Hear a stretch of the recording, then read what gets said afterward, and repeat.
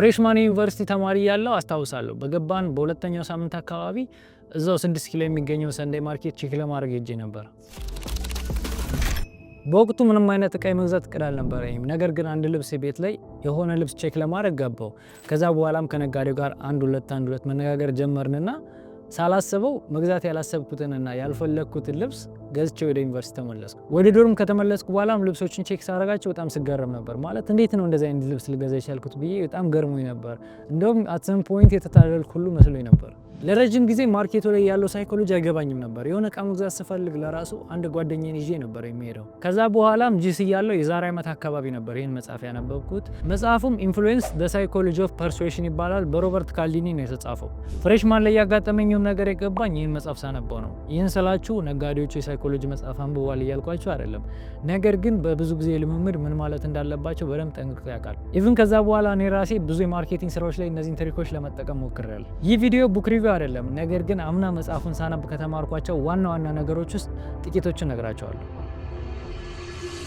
ሰላም፣ እንዴት ያላችሁ? ለአምላክ ነኝ። በዚህ ዩቲዩብ ቻናል ከተለያየ ቦታ የተማርኳቸውንና ጄኒን ሊናንተን ይጠቅሟቸዋል ብዬ የማስባቸውን ነገሮች ስለማካፍላችሁ ሰብስክራይብ በማድረግ ቤተሰብ ነው።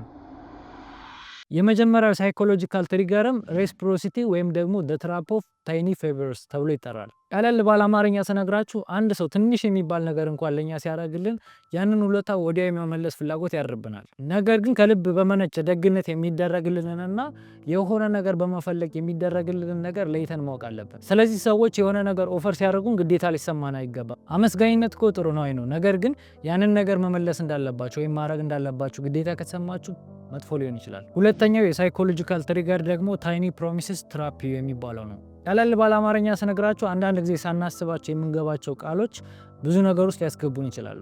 በእርግጠኝነት ብዙዎቻችሁ የሆነ የፋሚሊ ሴሬሞኒ ሊሆን ይችላል ወይ የሆነ ኢቨንት ተጋብዛችሁ አው ችግር የለው እመጣለሁ ወይም አው ችግር የለው እንተጋገዛለን ምናምን ብላችሁ ቃል ሰጣችሁ ሊሆን ይችላል። እነዛን ሰዎች ለማስደሰት ወይም ደግሞ ትንሽ ጊዜ ዞር ላለው ብላችሁ የምትገቡባቸው ነገሮች አንዳንድ ጊዜ በጣም ይሰፉና ጊዜያችሁንም ጉልበታችሁንም ሊያጠፉባችሁ ይችላሉ። ምክንያቱም ደግሞ አንዴ ቃላችን ሰጠናል ብለን ነው የምናስበው። አንዴ እሺ ካልን በኋላ ወደ ኋላ ለመመለስ ትንሽ ያስቸግረናል። ቢዝነሶችም ይህን ሳይኮሎጂካል ትሪገር በደንብ ያውቁታል። ለዛም ነው የተወሰነ ደረጃ ድረስ እናንተን ፑሽ ለማድረግ የሚሞክሩት። አስተውላችሁ የምታውቁ ከሆነ ልብስ ቤቶች ላይ እንደገባችሁ ልብስ ወይም ጫማ እንድትሞክሩ ይሰጧችኋል። ያ የሚሆንበት ምክንያት ምንድነው? አንዴ ከሞከራችሁት በኋላ አንዴ እሺ እንዳላችሁ ነው ሳይኮሎጂካሊ የሚሰማችሁ። ስለዚህ ከዛ በኋላ ወደ ኋላ የሚመለስ እድላችሁ ይቀንሳል። ስለዚህ ትልቅ የሚሆን ትንሽ ለአንድ ነገር ከመስማማታችሁ በፊት ያንን ነገር የምርም እንደምትፈልጉት ቆም ብላችሁ ማሰብ ይኖርባችኋል። ኦኬ። ሶስተኛው ሳይኮሎጂካል ትሪገር ሶሻል ፕሩፍ ይባላል። ሶሻል ፕሩፍ ምን ማለት ነው? ብዙውን ጊዜ የማናውቀው ሲቹዌሽን ውስጥ ወይም አዲስ ኢንቫይሮንመንት ውስጥ ስንገባ አብዛኛው ሰው እያደረገ ያለውን ነገር ኮፒ ለማድረግ እንሞክራለን። ለምሳሌ ብዙ ሰው እየገዛ ያለው ፕሮዳክት ካለ ወይም ደግሞ ብዙ ሰው እየተጠቀመ ያለው ሰርቪስ ካለ ያንን ነገር ለመጠቀም እንሞክራለን። ብዙ ቢዝነሶችም ይህን ኮንሴፕት ይረዱታል። ለዛም ነው አስተውላችሁ የምታውቁ ከሆነ ብዙ ቦታዎች ላይ ጥቂት ቦታ ቀርተውናል የሚሉ ማስታወቂያዎች አሉ። ከዛም በተጨማሪ ኦንላይን እቃ ገዝታችሁ የምታውቁ ከሆነ ለምሳሌ ከታች ይህን ያክል ሰው ገዝቶታል፣ 10,000 ሰው ገዝቶታል፣ 20,000 ሰው ሊላችሁ ይችላል። ይህ ምን ያሳያል? ሰዎች ብዙ ሰው የገዛውን ፕሮዳክት ጠቃሚ ነው ብሎ ስለሚያስቡ የመግዛት ፕሮባቢሊቲያቸው በጣም ይጨምራል። ስለዚህ ራሳችሁ እንደዚህ አይነት ሲቹዌሽን ላይ ስታገኙ ብዙ ሰው ስለፈለገው ነው ወይስ እኔ ፈልገዋለሁ የሚለውን ቆም ብላችሁ ማመዛዘን ይኖርባችኋል። ማስተዋል ያለባችሁ ነገሮች ብዙ ሰው የሚከተለው ነገር በሙሉ ትክክል ላይሆን ይችላል። ለማይሆን ነገሮች ሊከታችሁ ስለሚችል ቆም ብሎ ማስተዋሉ አይከፋም። አራተኛው ሳይኮሎጂካል ትሪገር ደግሞ ላይኪንግ ወይም በምንወዳቸውና በምናምናቸው ሰዎች ኢንፍሉዌንስ መደረግ ነው።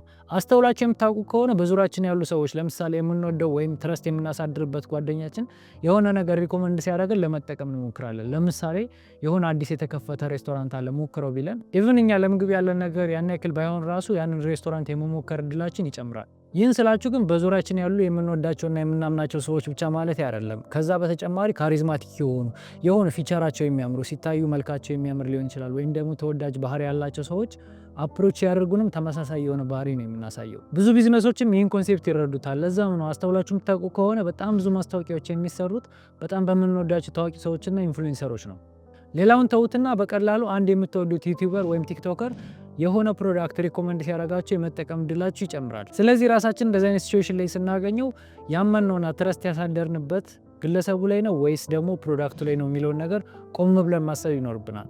አምስተኛው ሳይኮሎጂካል ትሪገር ደግሞ አውቶሪቲ ይባላል። አውቶሪቲ ማለት ካለን ታይትል ወይም ማዕረግ ጋርና አንዳንድ ነገሮች ጋር አታችድ የሚሆን ነገር ነው።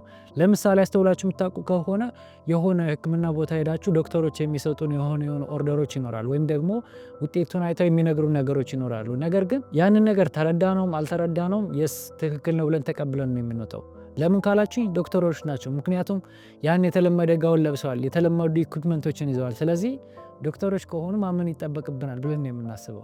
ለዛም ነው አንድ ሰው ማዕረግ ቢኖረው ወይም የሆነ ዩኒፎርም ቢለብስ አሊያም ደግሞ የሆነ አይነት ስታተስ እንዳለው ካመን ወዲያውኑ ያንን ሰው ትረስት የማድረግ እድላችን ይጨምራል። ቢዝነሶችም ይህን ኮንሴፕት ስለሚረዱት አስተውላችሁ የምታውቁ ከሆነ አንዳንድ ፕሮዳክቶች ላይ ኤክስፐርት አፕሩቭድ ሊሏችሁ ይችላል። በኤክስፐርቶች የተጠና ነው ፕሮዳክቱ ሊላችሁ ይችላሉ። ወይም ደግሞ ሰንባዲ መጥተው የዚህ ነገር ስፔሻሊስት ነኝ ሊላችሁ ይችላል። ያንን ሲላችሁ ምን እያደረገ ነው? የእናንተን ትረስት ለማግኘት እየሞከረ ነው። ነገር ግን ወዲያውኑ ሰዎችን ከማመናችን በፊት እነዛ ሰዎች ትክክለኛ መሆናቸው ማረጋገጥ አለብን። ከዛ በተጨማሪ ደግሞ የነሱ ፍላጎት ከኔ ፍላጎት ጋር ይሄዳል የሚለውን ነገር ማረጋገጥ አለብን። ኦፍኮርስ ትክክለኛ አውቶሪቲ ሪስፔክት ያስፈልገዋል። ነገር ግን ፌክ የሆነ አውቶሪቲ ደግሞ ሊጠየቅ ይገባዋል። ስድስተኛው ሳይኮሎጂካል ትሪገር ደግሞ ስኬርሲቲ ወይም በአማርኛው እጥረት ብለን የምንጠራው ሲሆን የምታስታውሱ ከሆነ የኮቪድ ታይም ቫይረሱን ለመከላከል እንጠቀምበት የነበረው ማስክ በገበያው ላይ በጣም ጥረት ነበረ። እንደውም አንዳንድ ፋርማሲዎች ላይ ጭራሽ ጠፍቶ 300 እና 400 ብር በሰዓቱ የተሸጠበት ጊዜ ነበረ።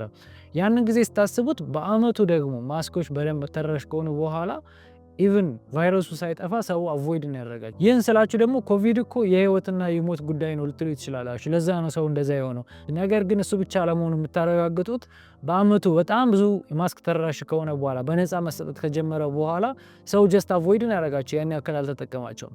ያ የሚያሳየው ከቫይረሱ አርጀንሲ በተጨማሪ ስኬርሲቲ መኖሩ ሰው በጣም እንዲፈልገው እንዳደረገ ነው የሚያሳየን። በተመሳሳይ መልኩም ብዙ ቢዝነሶች ላይ ያ ፕሮዳክት እያለቀ እንደሆነ ወይም ደግሞ የምትፈልጉት የሆነ አይነት ሰርቪስ በቅርቡ እንደሚጠናቀቅ ሊነግሯቸው ይችላሉ። ያ አርጀንሲ ስኬርሲቲን ሊፈጥር ይችላል። ነገር ግን አንዳንድ ጊዜ ቆም ብለን አስበን ያን ነገር የምር ስለምፈልገው ነው ወይስ እንዳላጣው ሰግቼ ነው ብላችሁ ማሰብ አለባችሁ። ስለዚህ ከዚህ መጽሐፍ ያገኘኋቸው 6 ዋና ዋና ሳይኮሎጂካል ትሪገሮች እነዚህን ይመስላሉ። እነዚህ ሁሉ ሳይኮሎጂካል ትሪገሮች መጥፎ ናቸው እያልኳቸው አይደለም። ነገር ግን አንዳንድ ጊዜ የማንፈልገውን ዲሲሽን እንዳንወስን አዌርነሱን ይሰጠናል። በተጨማሪ ኢንኬዝ ማርኬተር ከሆናችሁ ደግሞ ይጠቅማቸዋል፣ እናንተም ስራ ላይ እንድታውሉት ያግዛቸዋል ማለት ነው። ሙሉ መጽሐፉን ማንበብ ለምትፈልጉ ሰዎች የቴሌግራም ኮሚኒቲያችን ላይ ፒዲኤፉን አስቀምጥላችኋለሁ። ሊንኩን ደግሞ ከታች ዲስክሪፕሽን ላይ ያደርግላችኋለሁ። ይህ ቪዲዮ ጠቃሚ ሆኖ ካገኛችሁት እንደተለመደው ላይክ እና ሰብስክራይብ ማድረጉ እንዳይረሳ። ይጠቅማቸዋል ብላችሁ ለምታስቡት ጓደኞቻችሁም ሼር አድርጉላቸው። በቀጣይ ቪዲዮ እስከምንገናኝ እነዚህን ቪዲዮ ቼክ እንድታደርጉ ሰጀስት አደርጋችኋለሁ። ቻው።